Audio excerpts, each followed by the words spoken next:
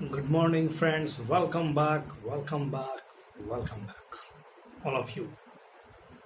Today, we are going to describing once again the similar pattern daily news analysis in Hindi. Myself, Ranjit. Last day, I uploaded new videos about daily news analysis. So watch this video. Okay. At first, I would like to explain आज की महत्वपूर्ण घटनाओं पर क्या क्या नज़र हम लोग रखेंगे। एक तो है यूनाइटेड नेशंस फ्रीडम प्रेस की एक रिपोर्ट आई है जनसंख्या रिपोर्ट पर। उसमें जो शारीरिक स्वायत्तता यानी जो फिजिकल ऑटोनॉमी होती है, सेक्सुअल ऑटोनॉमी होती है, उस पर बात होगी। दूसरा होगा केंद्र सरकार के द्वारा जो जजों की नियुक्ति है उसको तेज करने की प्रक्रिया पर विचार करने, अर्थात कॉलेजियम सिस्टम, भारत में हाई कोर्ट और सुप्रीम कोर्ट के जजों की नियुक्ति की प्रक्रिया और उसमें होने वाली देरी आखिर क्यों चिंता का विषय है। तीसरा होगा प्रवासी भारतीय नागरिक OCI overseas citizenship of India, उसका वैक्सीन राष्ट्रवाद क्या है।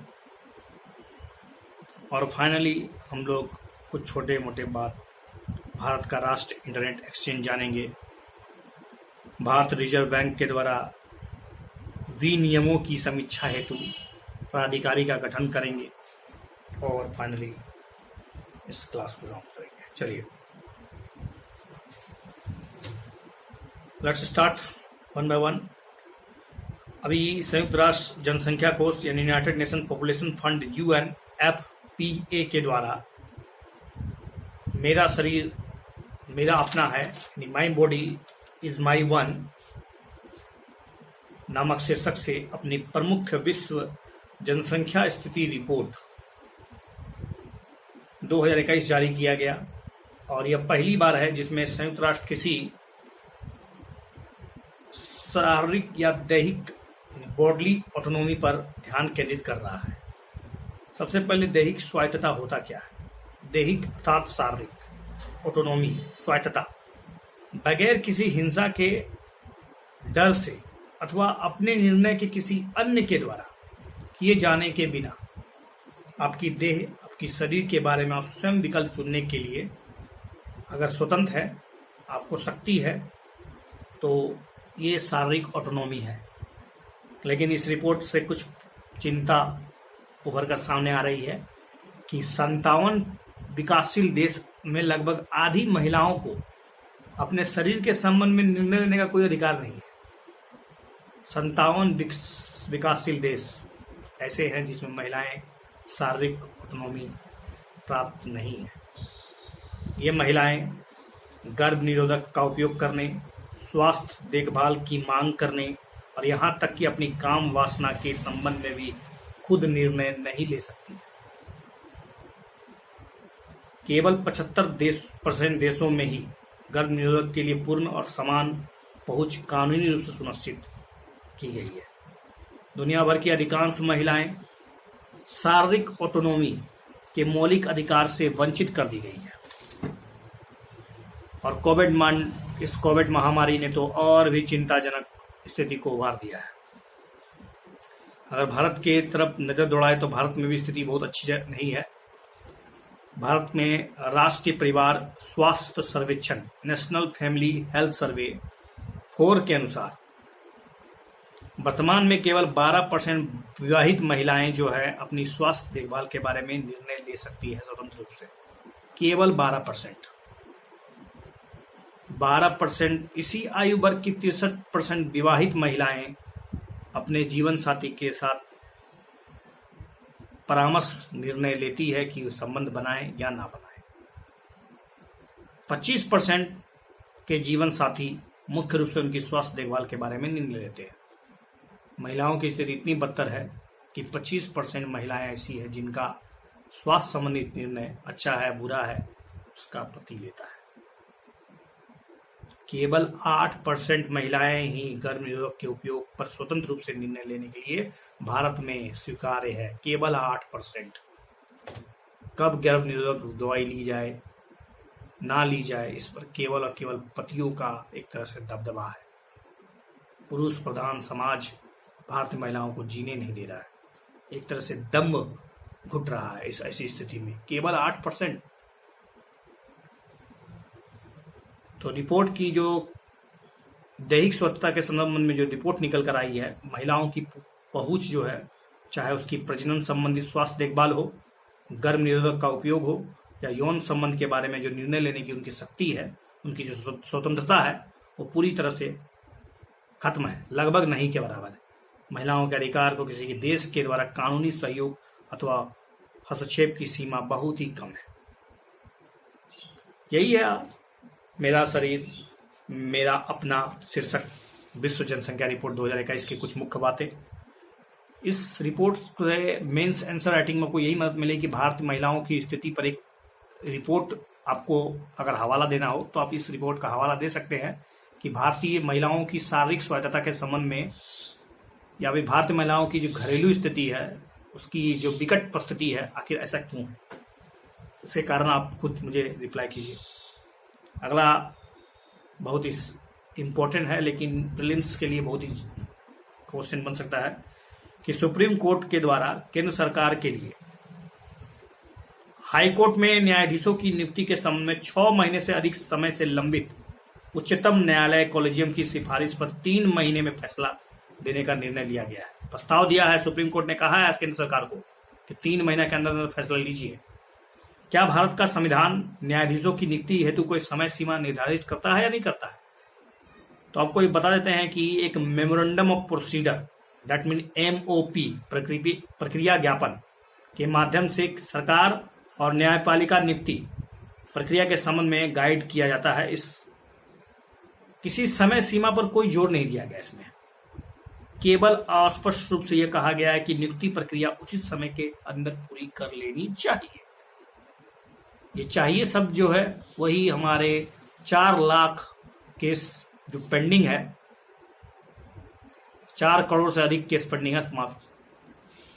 इस केस का पेंडिंग होना, सबसे पहली बात कि न्यायाधीशों की नियुक्ति कब होगी, इसकी कोई समय सीमा निर्धारित नहीं की गई है, सरकार पर कोई दबाव ही नहीं है।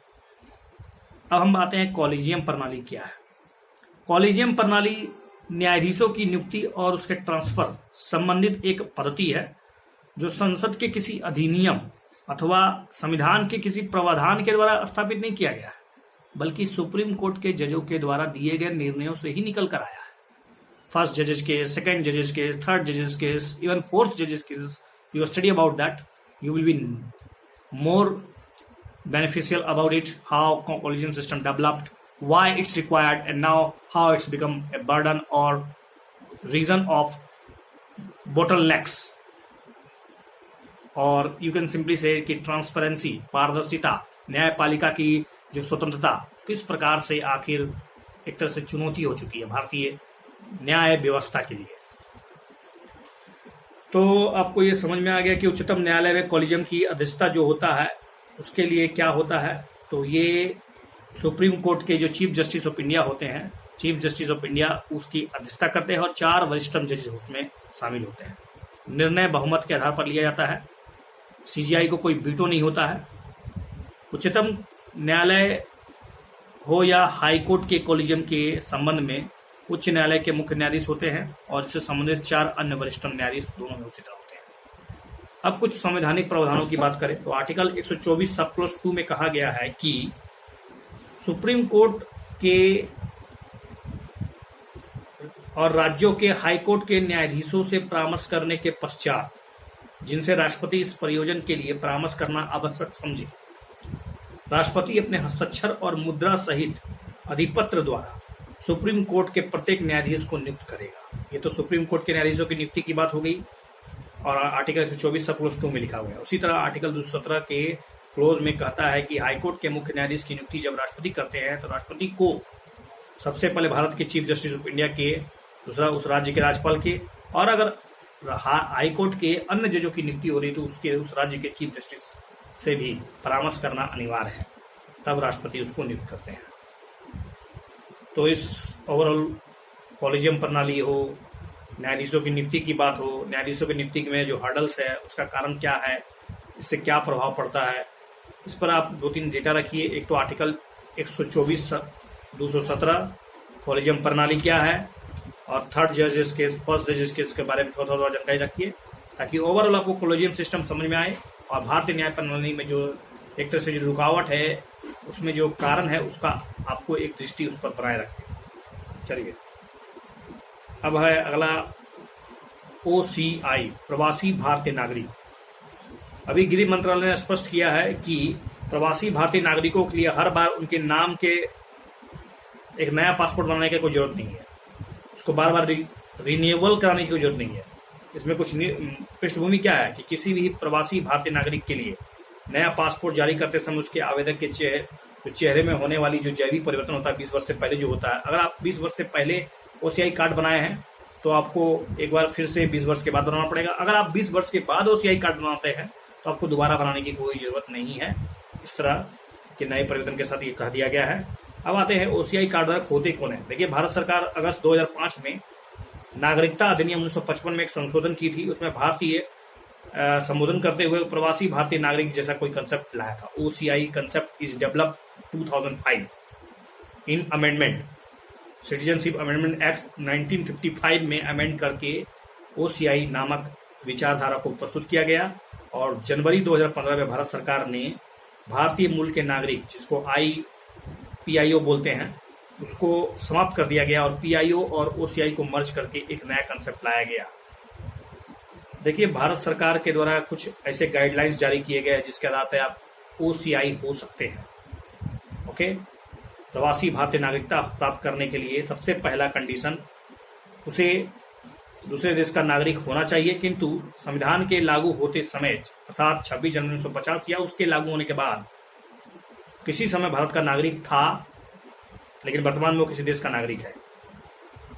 जो दूसरे देश का नागरिक है किंतु 26 जनवरी 1950 को भारत के नागरिक होने के लिए पात्र था, वो भी होगा।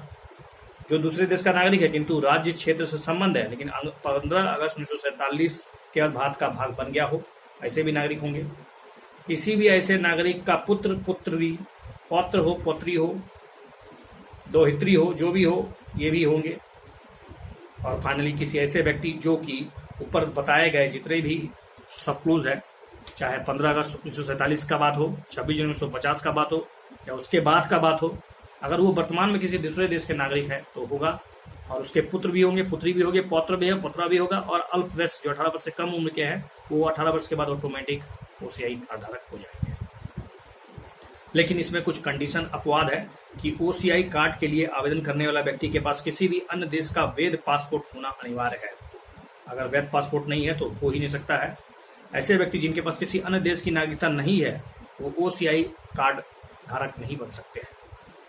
जिसके माता पिता या दादा दादी पाकिस्तान और बांग्लादेश के नागरिक रहे हों वे भी OCI कार्ड के लिए पात्र यानी आवेदन नहीं दे सकते हैं। क्या फायदा है OCI कार्ड अगर आपके पास होगा तो? देखिए, भारत आने के लिए बार बार आपको जो वीजा बनाना पड़ता है उससे कोई फर्क नहीं पड़ेगा, आपको वीजा बनाने की जरूरत नहीं है। एक बार जीवन पर्यंत वीजा आपका काम करेगा। दूसरा बात है, प्रवासी भारतीयों के लिए क्या होगा कि जो विदेशी क्षेत्रीय पंजीकरण अधिकारी के पास पंजीकरण करने की जरूरत नहीं होती है। आपको बार बार रजिस्ट्रेशन करना पड़ेगा विदेशी भूमि में, वहाँ पर हमारा कॉन्सुलर बैठा हुआ है। तो आप जब विदेश से हमारा भारत आएंगे और आप OCI कार्ड धारक है तो आपको बार बार रजिस्ट्रेशन करने की कोई जरूरत नहीं है। दूसरा है कि NRI को मिलने वाली जितने भी आर्थिक हो, वित्तीय हो, शैक्षिक हो सुविधा सब कुछ मिलेगा, लेकिन कुछ इसमें है जैसे कि कृषि संपत्ति, बागान आप खरीद नहीं सकते हैं। भारतीय बच्चों के अंतर्देशीय गोद लेने के संबंध में NRI के समान व्यवहार मिलेगा इसको। अगर भारतीय बच्चों को आप गोद लेना चाहते हैं तो NRI के जैसा ट्रीटमेंट होता है उसी तरह आपके साथ भी व्यवहार किया जाएगा। जितने भी भारत के जितने भी स्मारक हैं, स्थल है, डॉक्टरी सुविधा है, चिकित्सा है इत्यादि में आपको NRI के जैसा ही व्यवहार किया जाएगा। अखिल भारतीय प्री मेडिकल परीक्षाओं हो या अन्य परीक्षाओं में भाग लेने के लिए अनिवासी भारतीयों को समान व्यवहार होगा और NRI के जैसा ही व्यवहार होगा आपका। भारतीय घरेलू क्षेत्र में यातायात के मामले में भारतीय नागरिकों को समान व्यवहार होगा।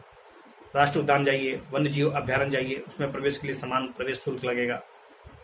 OCI बुकलेट का उपयोग सेवाओं का लाभ उठाने के लिए पहचान के रूप में किया जा सकता है। प्रवासी भारतीयों का जो कार्ड होगा वो पहचान के लिए भी किया सकता है। लेकिन आपको ये बता देते हैं कि वो जो OCI कार्ड धारक है वो वोट नहीं दे सकते हैं। दूसरा बात है, किसी भी सार्वजनिक या सरकारी पद के लिए आवेदन नहीं दे सकते हैं। सरकारी नौकरी का निकला तो आप उसमें आवेदन नहीं कर सकते।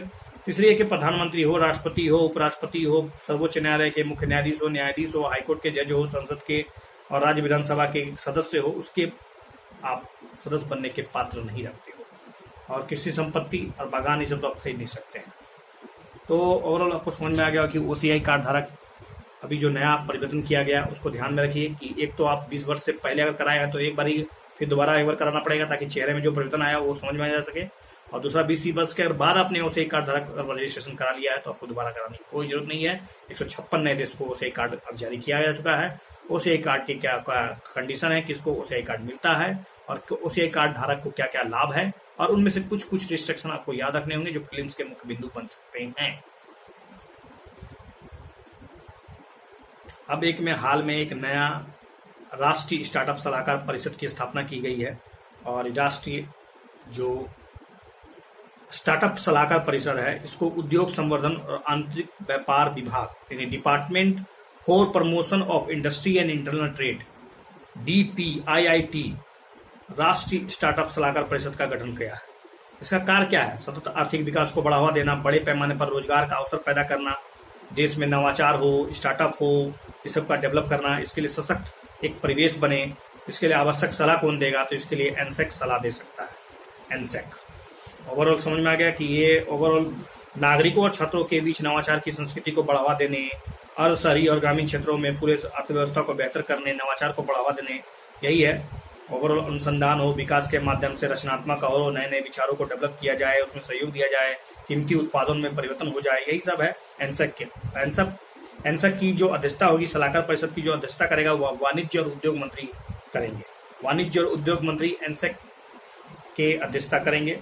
ओके, यही है लगभग एनसेक के बारे में। अब आते हैं वैक्सीन राष्ट्रवाद। एक नया टॉपिक है वैक्सीन राष्ट्रवाद। देखिए अभी हाल में आपको पता होगा कि मतलब जिस तरह से कोविड-19 प्रसारित हो रहा है और वैक्सीन राष्ट्रवाद एक बार फिर से चर्चा में है। हालांकि ऐसा नहीं है कि वैक्सीन राष्ट्रवाद पहली बार आ रहा है, इससे पहले तो H1N1 जब फैला था उस समय भी वैक्सीन राष्ट्रवाद की बात होती थी।